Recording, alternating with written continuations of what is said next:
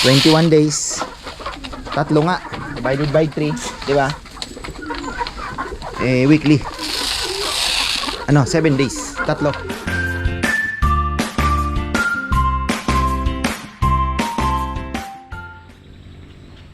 Sa promising day na naman. Magandang buhay. Aking mga anak. Tulog pa si Papa Yam. Chicken lang natin tong aking mga bibi. Grabe, ang bilis pong lumaki. Naglalabasan na yung kanilang pattern. Ang ganda na ng hen natin. Ayan. So maganda din bumili ng day old kasi may mga binibenta po sila day old, week old. So wala ka pa makikitang pattern doon. Mas mura, pero dapat honest po yung binibilhan ninyo at makikita nyo yung parents nung duck na binibili ninyo, no? Kasi karamihan naman po, halos lahat naman po na mga Indo enthusiast na tinatawag, naman po, kumbaga honest naman sila. Nakikita nila yung parents. Boss, ito yung parents niyan. Kasi talagang medyo pricey po ang baka magugulat kayo. May 12,000, may 30,000. So ako nga sabi ko, katuwaan lang ba?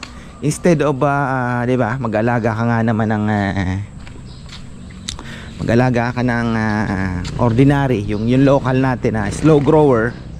Tapos kumaga yung kulay niya hindi naman ganoon kaganda, white and di ba? Minsan black, gray or mga rare color din. Pero yun nga, maliliit.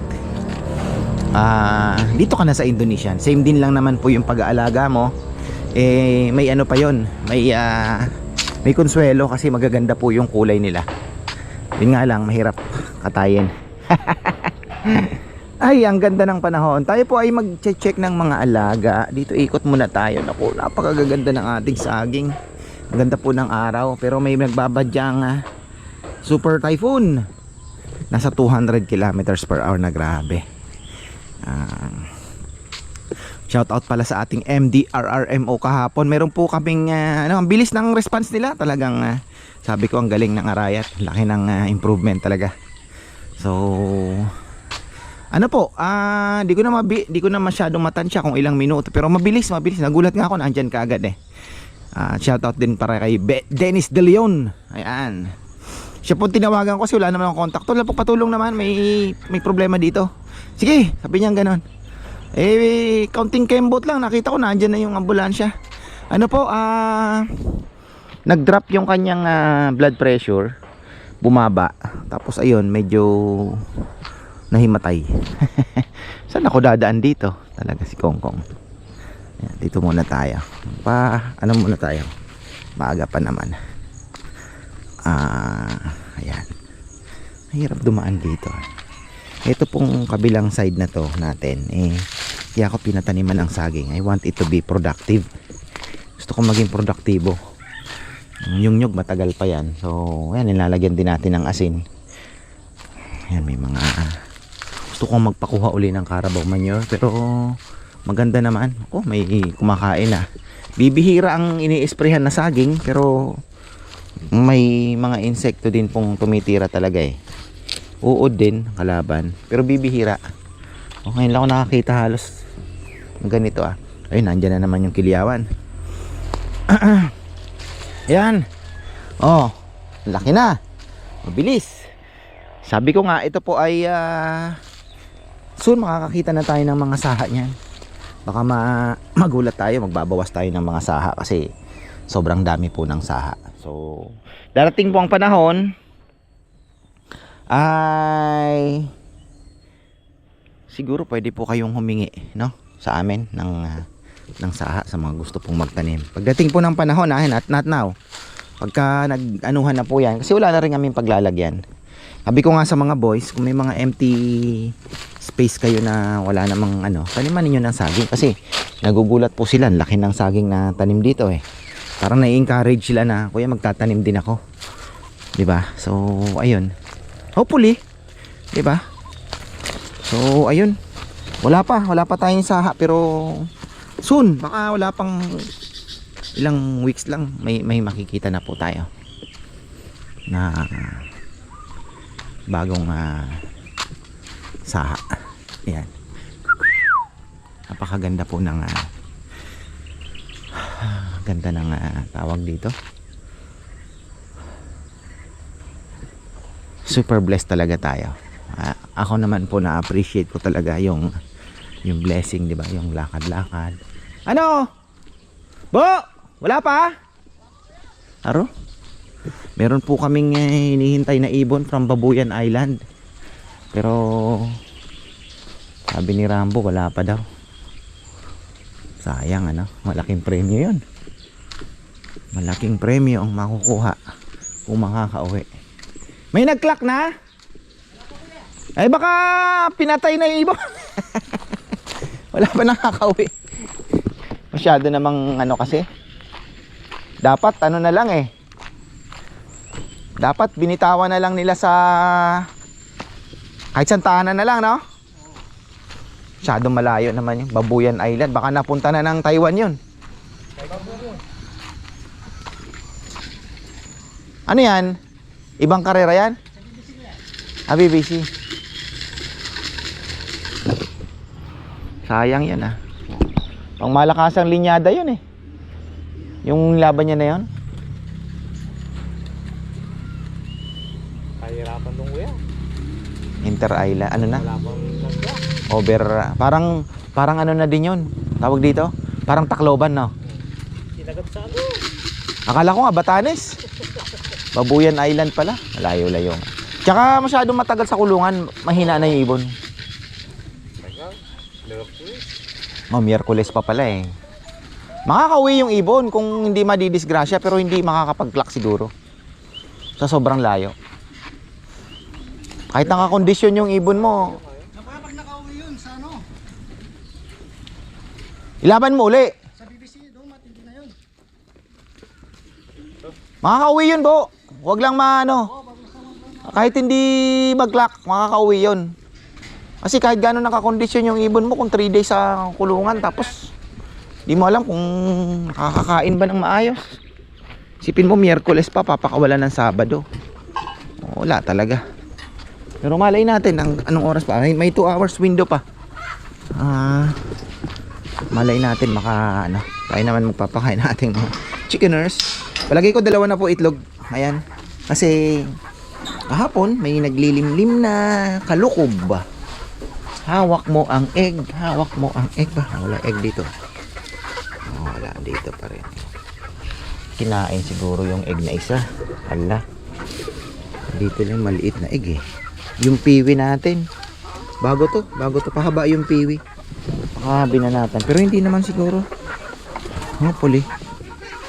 Dito baka nahulog. Baka nahulog dito. Wala wala, may wala. Pero wala pa yan, hindi pa natin yan ano yung kanilang mga eggs kasi wala pa yan. Pag tumagal-tagal, nagsunod-sunod na po. Pinag-aaralan ko nga kung ilang incubator ang kailangan natin. Kasi hindi naman tayo pwedeng weekly tayo So kung gusto natin ng marami po ang ma-produce talaga, dapat weekly tayo mag-incubate. So 21 days, 3 nga divided by 3, di ba? Weekly 7 days, 3. Kahit isang lang, kahit isang, sabi ko kahapon, kahit isang hatcher lang pwede naman. Kasi every 7 days ang interval ng hatching. So wala pong magiging problema. Wala tayong magpalit ng tubig. Okay pa naman.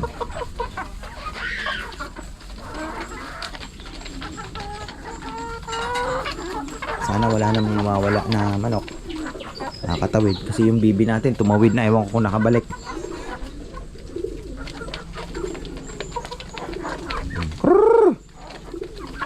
So far wala naman po ako nakikitang may halak, may tawag dito. Magpupurga na pala tayo. May sipon-sipon, wala na tayong nakikita. Nagpupulahan na yung kanilang mga mukha, so it means malapit na pong magsiitlogan. Ayan Marami ka nang naririnig ng kakakakakakak. Sunod-sunod na po yan. Marami na tayo. Sa pinag-aaralan ko, out of 30, siguro everyday makakuha ka lang ng sabihin mo na lang ng 10. No? 10. 70 sa isang ano.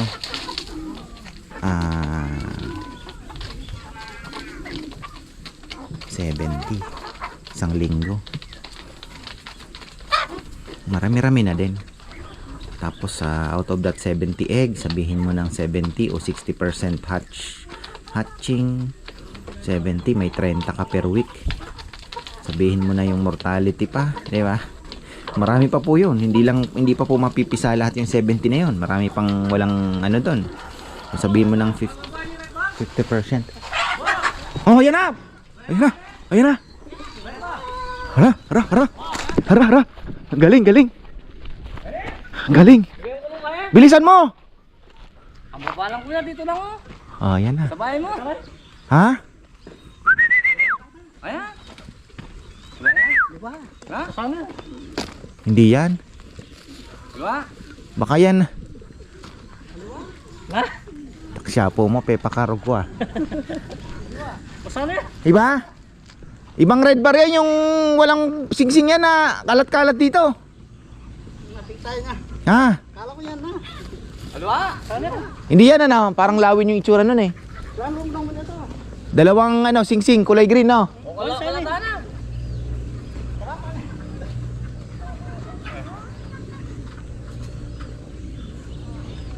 Kala yan. Ikaw? Di ko alam, kahapon ko pa nakikita yan dyan eh. Baba lang. Napeke din ako kahapon yan eh. Kala ko pa mo, yan ay ibon. Hey! Babuyan Island. Ay hindi!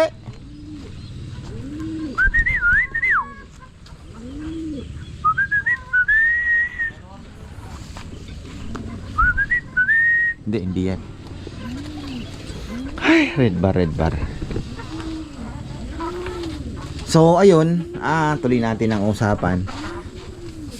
Makakapagpapisa tayo ng sabihin mo ng out of 70, makakapagpabuhay ka ng 30 na lang.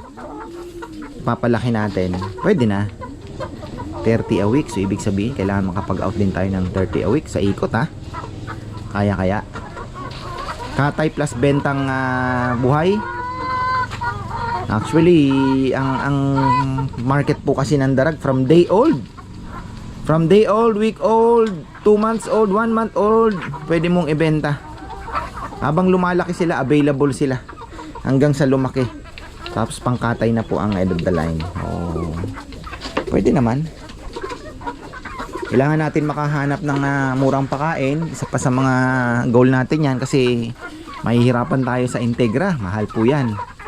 Pagka dumami na, kailangan natin mag-isip ng pakain na yung laki nila ay hindi maapektuhan. Kung meron man, kaunti lang, pero at the same time mas mababa ang costing ng pakain.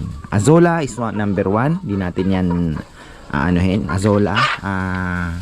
Pwede tayong maghalo siguro ng darak mais, pwede rin, or crack corn. Isa sa mga main nila, diet. Maganda din po ang crack corn kasi talagang ma-protein na yan. Sabi nga nila mas meron akong naalala na merong ng corned chicken na tinatawag. Yung puro corn po ang diet ng manok. Talagang madilaw-dilaw daw yung sabaw. Sa tinola, napakasarap daw. So, ayun. Wait lang tayo. Malay natin, diba? Kala ko dumating na yung ibon. Talaga naman. Pero ano yun eh, malaki ang kumpiyansa ko dun sa ibon na yun dahil wala na atang tubig, Grace, oh. Tubig. Baka uhaw na. Kawawa naman si... Kala ko pa naman 170,000 na sana. At least, di ba? Pag wala nakapag-clock, may party pa din siya, no? Kasi live yan eh. Natuwa naman po. Doon muna tayo sa ating mga bibi. Napakagandang alagaan. Maganda naman kasi sa ating mga alaga, makakain mo na siya, diba? The end of the day, laman tiyan ang pinaka importante. Kaya ako nag-alaga niyan, isa sa mga reason dahil nga dun sa krisis na dinaanan natin, which is questionable pa rin naman hanggang ngayon, nagbobombahan pa rin sila, di ba? At alam niyo naman ang gera naandyan lang, nasa Bible yan hula ng Diyos yan, di ba? Talagang kakaroon ng digmaan, lindol, di ba? Bilang isang Kristiyano, dapat naniniwala tayo doon, di ba? Hindi tayo pwedeng sabi ko nga hindi naman siguro, alam mo yun, yung pagiging malapit sa Diyos dapat, sabi nga ni Solomon, alalahanin mo ang iyong Panginoon habang ikaw ay bata, di ba? Hindi lang yung kailan ka naghihingal sa kakatatawag, parang hindi naman ano, di ba? So habang may lakas, just sharing lang. Yan na naman yung mga basher natin. Yan nyo sila. Oy, may palaka. Men, ilan ang ano natin? Oh, nakabalik ang mga loko. 1, 2, 3, 4. Ba? Loko kayo Bumalik din Ikaw. Andyan ka. Iko ka. Don't do it. So, yung iba na nag-aalaga po nito, batya. Pero maganda din yung may concrete sana. Kaya lang, hindi pa natin alam kung permanent ba ito dito. So, pagka ano naman, lalagay naman tayo. Pati yung azola natin. Gusto ko magpalagay ng pan. Pero, pinag-aaralan ko pa kasi, di ba? Ano na yun Kumbaga parang pang ano na yun, pang matagalan na rin. Sayang naman yung gagastusin natin kung hindi naman magtatagal. Pero so far, nagbibigay sa akin ng kasiyahan, aliw, di ba? Wala naman masama siguro. Ang ganda na ito. Binibenta sa akin, halos ganyan ang kulay, konti lang naman. I mean, may similar. Alam nyo kung magkano? 13,000. Sabi ko, tol, hindi ko kaya. Inaalok sa akin. Dito lang sa Arayat. Maganda din naman yung ano niya. Maganda yung mga, kaya lang sabi ko parang hindi naman na ano na lang, enjoy na lang. Paunti-unti may binibili, meron akong pina-reserve bar din, ipaparis ko doon sa ano natin para makapagpalabas tayo ng ganun. Kasi yun, pagka nakapagpalabas ka ng maganda, mabebenta mo na ng, actually 5K yung bili ko nun so mga 3 to 5,000. Pero kung nakikilala ka naman na, uy, quality dyan, ganyan, 5K, diba? So ganun lang. Ganda na ng init panalo na naman ang ating mga solar ganda init. Ayan po ang ating Muscovy. Naglalaw na ito, hindi ko na halos makilala tingnan mo, kompleto na konti na lang po ang ganda din pala ng kulay na ito kay Melencio. Mukhang magi-green green yung dulo niya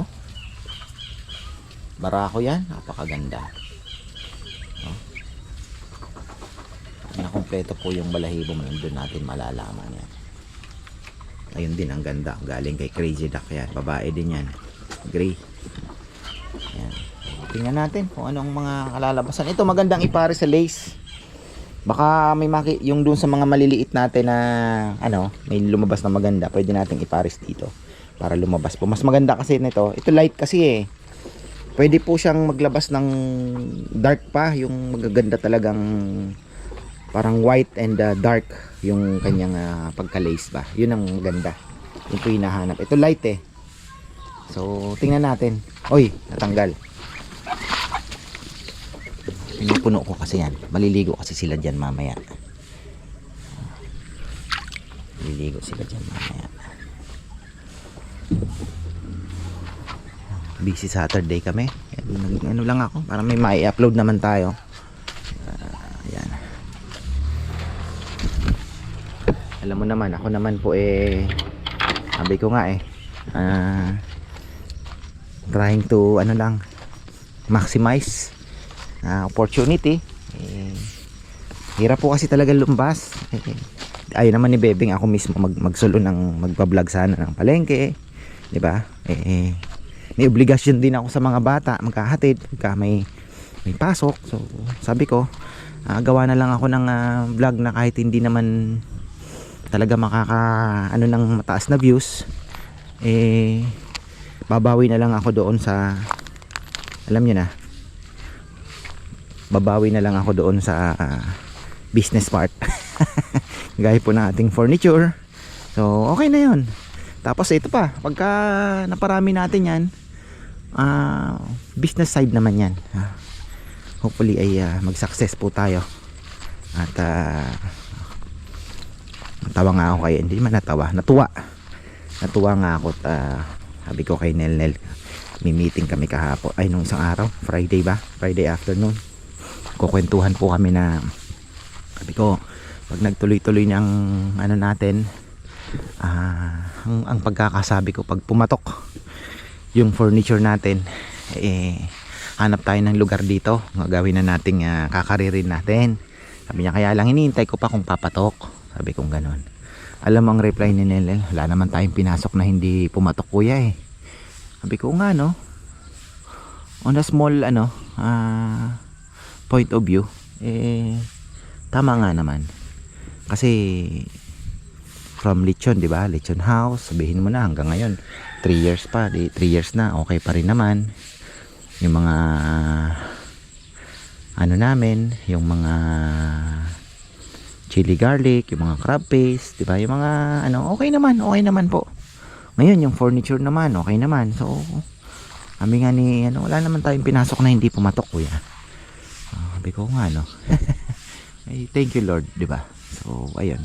Ngayon, tawag dito, sana ito, pagka ito po ay pumatok din, mga dress chicken, dress na Muscovy duck, available. Kasi hand in hand yan yung Lechon House, di ba? Pag marami kang bisita, marami kang mga balikbayan na bisita na, ka-farmer, order ako ng native na kahit mga 4 na piraso na manok. Kasi, di ba? Tapos may papaya tayo dyan, kahit libre na yung papaya, di ba? Ano ba naman yung papaya? Para at least may sili tayo, tanim din tayo ng sili na dahon, libre na din kung gusto ninyo, di ba? So malay natin, malaking din, makatulong din po. Tapos yun nga yung ating fancy Muscovy, malay natin kahit papano. Ever since naman po, dyan naman ang aking di ba, from Madre de Agua farming pa din naman tayo, mga manok-manok. Ayun, ipon yun parang may saan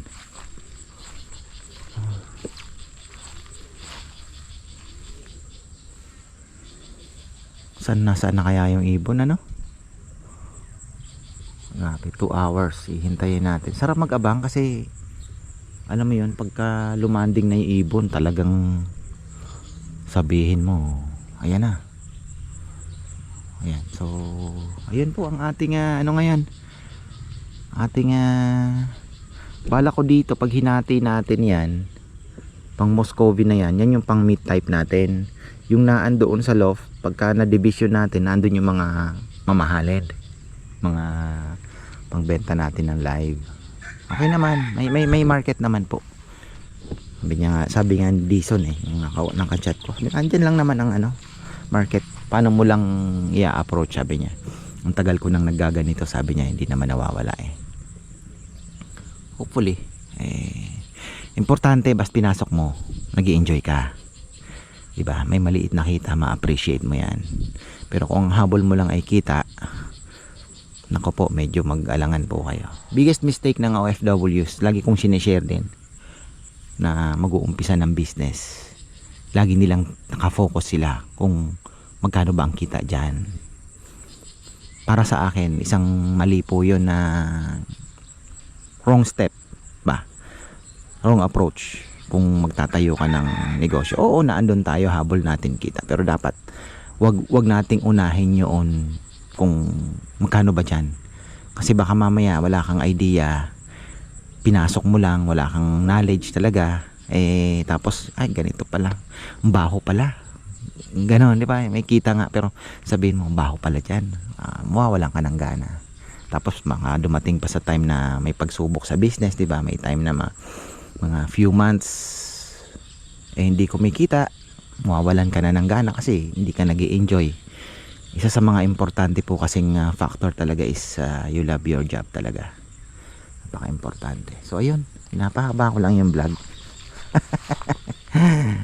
Basta ako thankful kasi I'm enjoying.